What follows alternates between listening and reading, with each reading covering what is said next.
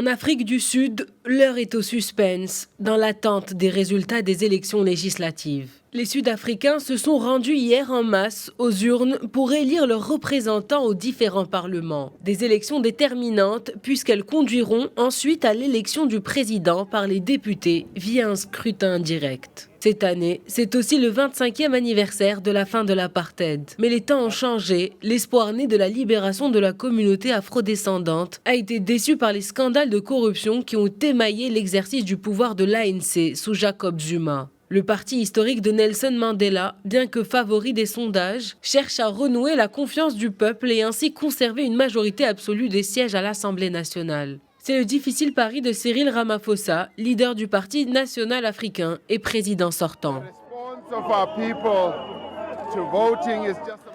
La réponse de notre peuple au vote est juste incroyable. Notre peuple est content d'aller voter car ils peuvent voir qu'avec leur vote, ils annoncent une nouvelle aube, un nouveau départ, une période de renouveau et aussi une période d'espoir. La faible mobilisation des électeurs traduit peut-être un désir de changement car les problèmes socio-économiques minent l'épanouissement des populations frappées de plein fouet par un taux de chômage qui frise les 30%. Nous espérons qu'il y aura du changement et que les partis politiques ont écouté le peuple, un peuple qui ne cesse de réclamer des emplois. Mon vote doit apporter du changement. Voilà ce que j'espère. Comme tout le monde, le vote de chacun doit contribuer au changement.